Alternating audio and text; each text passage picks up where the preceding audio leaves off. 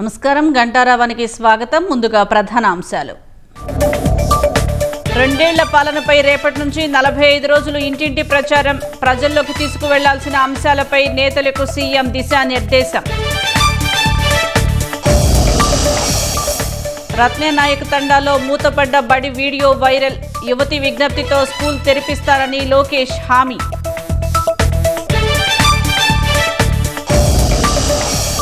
భోగాపురంలో ప్రధాని సభ ఏర్పాట్లపై మంత్రుల సమీక్ష.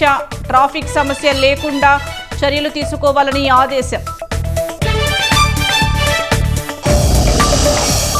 వాయువ్య బంగాళాఖాతంలో వాయుగుండం. తీర ప్రాంత ప్రజలు అప్రమత్తంగా ఉండాలన్న విపత్తుల నిర్వహణ సంస్థ.